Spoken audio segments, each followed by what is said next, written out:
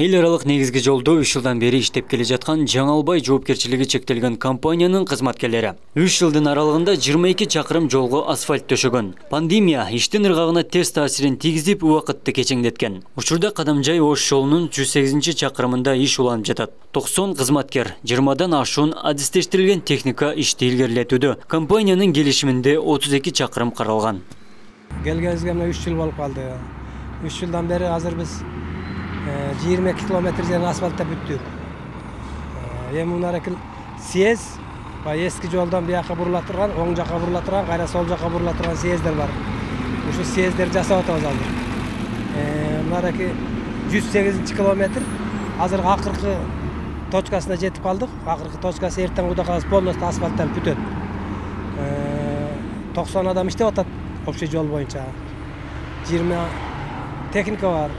15 машина var.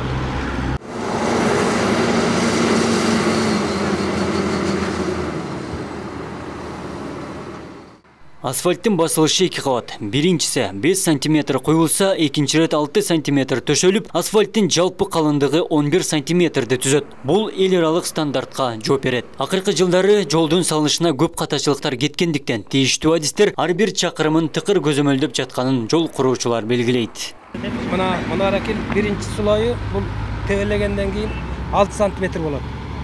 Азыр мынаны ченесиңерде болот. Тебелегенден кийин мына кесип алып даярлап койдук. Бияка асфальт улап кетиш үчүн 5 см болот. 11 см общий ташнасы 11 см болот. Чоң машинада иштейм. Иштегениме быйыл 9-жыл кетип атат. Кудайга шүгүр иш жакшы. Дайым эле жол салып көрүнгөн жерде ошо командировкада эле жүрөбүз. Биздин ишти мен жакшы деп эле баалайм. Сапатын өзүңөр деле көрүп турасыңар. Бул жолдун экинчи слою басылган турат, экинчи кабаты, экинчи катары. Эми сапаты менимче жакшынакай эле болуш керек. Эми ушу элдин талабына ылайык, ошолордун суроолоруна жооп берген, ошолордун мүдөлөрүнө жооп берген жол болот го деп ойлоймун да.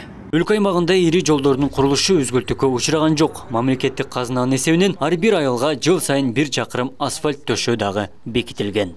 Абдумалик Базарбаев, Эламан Акбаев, Ош ТВ.